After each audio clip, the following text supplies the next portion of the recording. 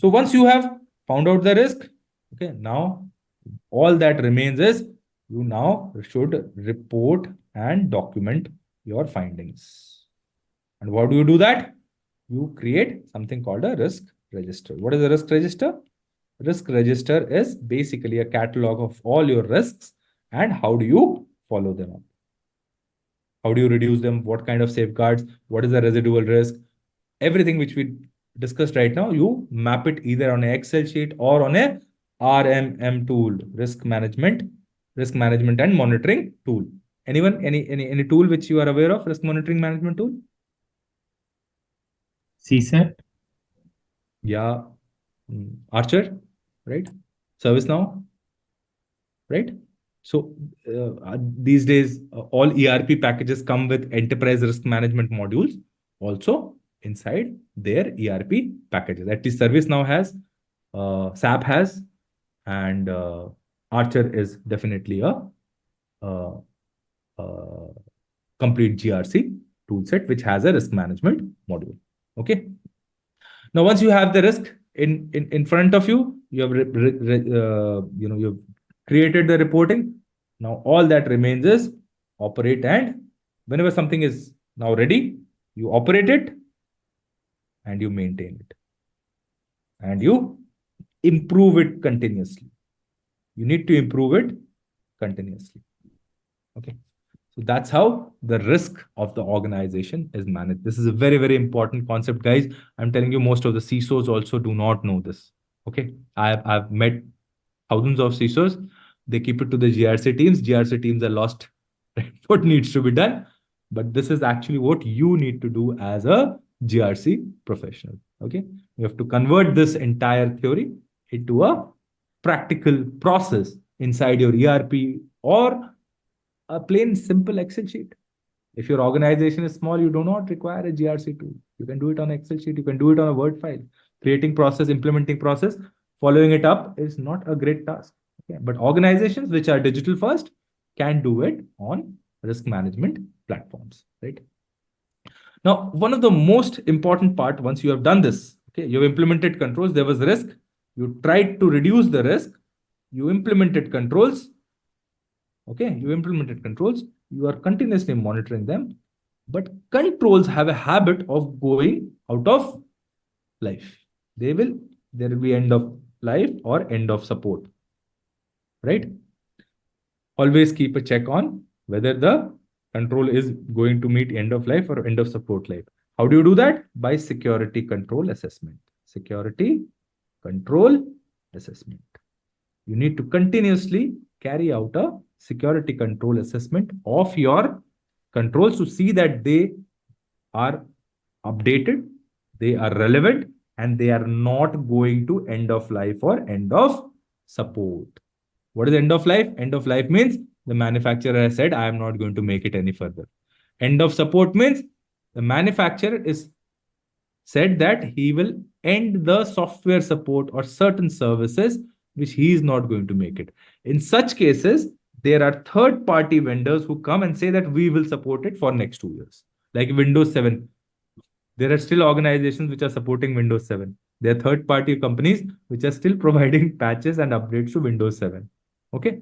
Though it has, Microsoft has said from my side, it is end of life and end of service life. Okay. Now, once you want to do a risk management, okay, there are frameworks also for risk management. Okay. There are frameworks readily available. One of the two best frameworks are NIST risk management frameworks, RMF. Okay. It says prepare for the, prepare for the risk management process, categorize your systems, categorize which system, okay, what is the, what each system is handling different kind of data, categorize each system, okay, select a control, okay, select an initial set of controls which will reduce this risk, then implement the controls, okay, assess the controls, either they are working fine, authorize to operate. That means you say, okay, controls are fine, now you can operate the system, and once operation is done, then you monitor that the systems operate properly. Okay. This is as far as NIST risk management framework is concerned. It is also called NIST SP 837. Right? You should generally be aware of this process in a overview. Okay. Then you have many other risk management frameworks. There is Octave, there is FAIR, okay, there is uh, ISO 31000. Okay, so there are multiple. You can pick up any of the framework to carry out a risk assessment and risk management. Okay, clear? Any doubts?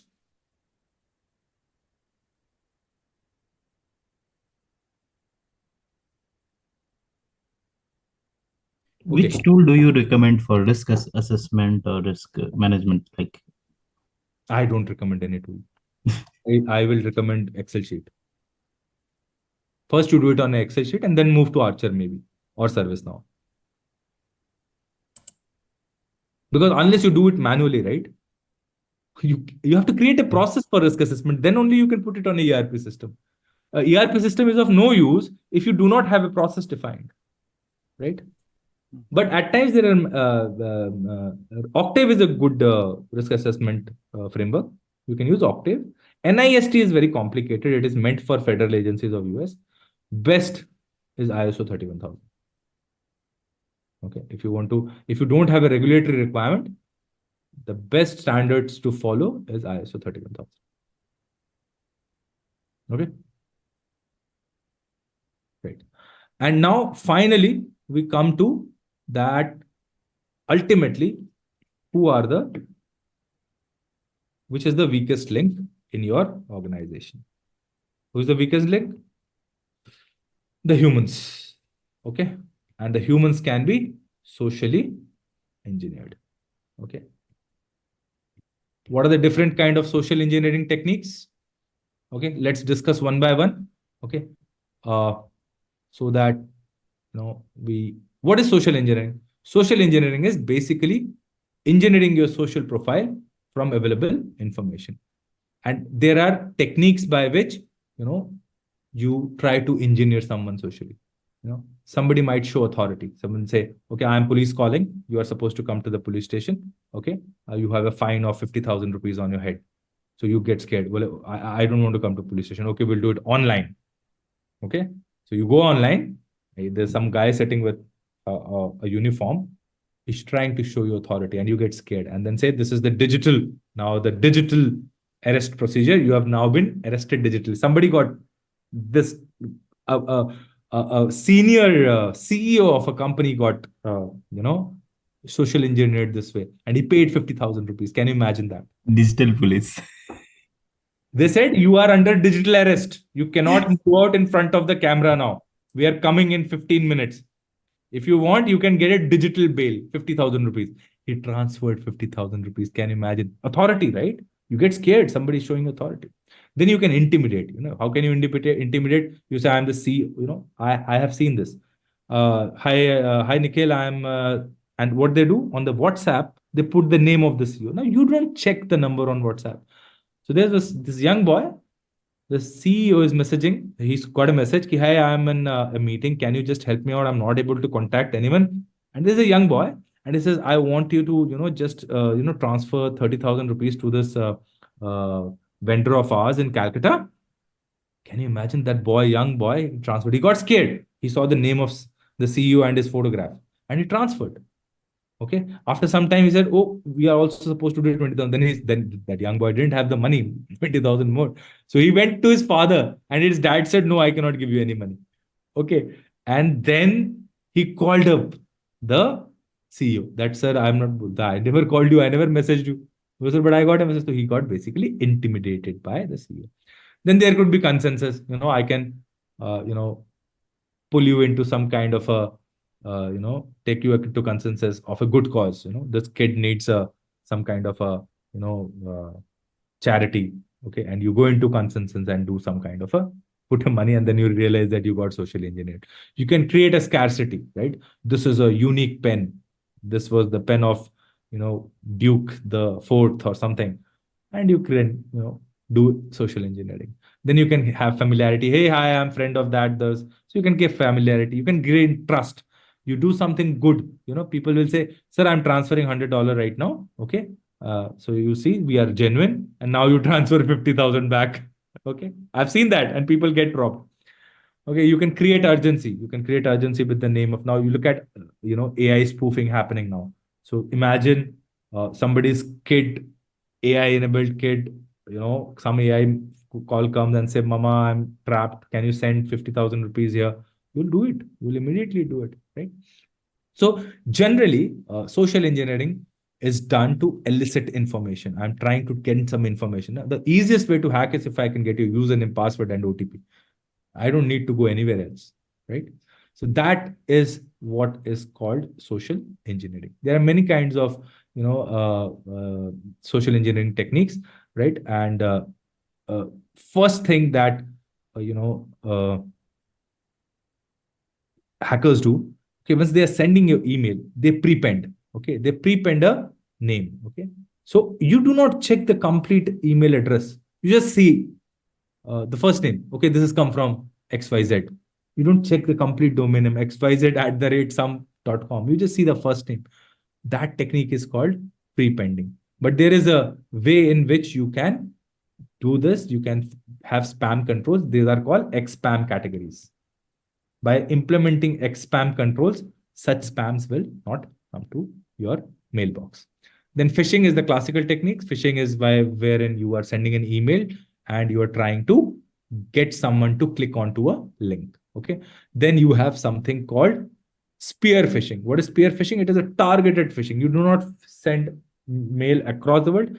You target to CEOs and CFOs or the higher people who have good financial power. And believe me, there are a lot of people who get trapped. Okay. Then there is something called whaling. Okay, whaling is you're trying to find a whale who is got the maximum money. You know that the CEOs and the CFOs will have maximum money, and whaling attacks are targeted at people who have heavy pockets. Okay, you would try to create a fake news of a CEO and then try to target him because you know he will be able to pay.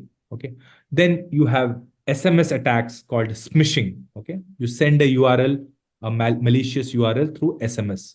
Okay, I'm telling you, people, even after training people, people get fault, get trapped. My own wife, okay, uh, got trapped. It's become so legitimate.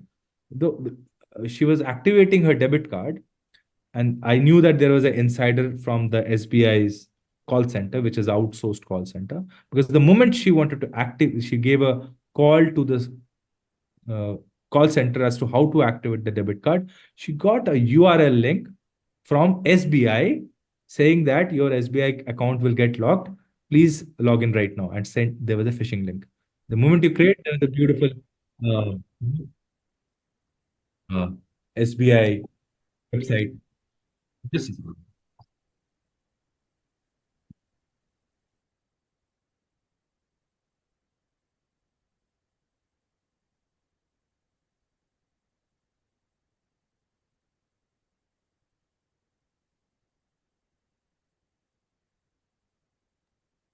okay.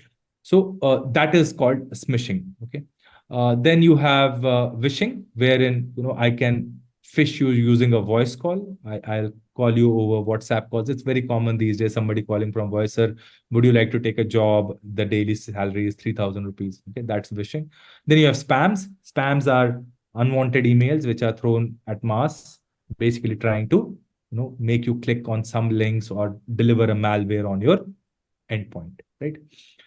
Then you have shoulder surfing. You are sitting on the airport working, and somebody is trying to see your password. That's shoulder surfing. There could be invoice scams. Okay, what is invoice scams? I sent an invoice to a finance your company and say, hey, this invoice is due, and your CEO has told me. Okay, the finance guys, they actually end up clearing that invoice in big companies, right? There have been such. There was a such case with leading company from Pune, wherein the individual transferred 2 crores. to the CEO on the decision of the CEO, because the invoice was sent and then a mail came that CEO has approved that. Okay, that was a phishing mail, and the finance guy appeared because the CEO had signed it, right? There could be hoaxes. Hoaxes are basically trying to spread false news. Okay, generally hoaxes are created to threaten you. Okay, you will say, okay, if you don't do that, your account will get locked, right? Then there are a lot of times people impersonate you. They get hold of your PII data and they try to impersonate you. Okay, I would like to now, once we go for penetration testing, at times we do physical penetration testing where we try to steal, okay, or we make a false ID card and put a photograph of, we try to impersonate somebody, some actual employee of a company, and try to see if we can get a access. And we have got access to the biggest companies. Okay, let me tell you, the big fours also, we've got access to the switch rooms of big fours by using false identities. Okay, so it's not that it's very easy, right? To get human trust, like if the security guard is there, you go with a genuinely looking card and you tell him, oh, this is not working, can you just let me go? I work on the 6th floor and 7th floor. Okay, and there have been times where the guard has let you go, or the guard has at least let you reach the reception, and then you try to go and fool the reception. And when you see that the receptionist is not taking it, and then you excuse yourself, go to the toilet and try to find another way out. And there have been, we've tried to do all this many times, and we have been successful, right? So there are loopholes, and you try to do this. So these are basically, you're trying to see whether the organization is susceptible to social engineering attacks or not. Uh, Employees are very, very, funny. Okay, they would like to tailgate, they would like to piggyback. You forget your cards, you don't want to follow the actual way, you try to tailgate people. You said, yeah, tu bhi chal, main bhi tere piche chala jata hu, right? So these are very common problems, but this is something where the social engineering guys, the hackers, are also watching you, and they are trying to find that weakness that which can lead to a, which can give you that vulnerability. Because if I can go and plant a small malware on your switch, why do I need to bypass your firewall and reach your switch if I can go and simply insert a small listening device on your switch and access your switch, right? So you should be aware of social engineering techniques, and these are some ways in which the threat awareness. Now, the only way you can make your users the weakest link aware is by security awareness and training. Okay, you have to have a continuous awareness and training program to teach your to keep your uh, awareness levels, and you need to train in your companies to keep the security strategy alive. Okay, one of the good ways of having a security consciousness is by creating security champions. Every month you have, okay, this is the most security aware professional, and that gives motivation, right? So Thank you for watching. Don't forget to subscribe our channel.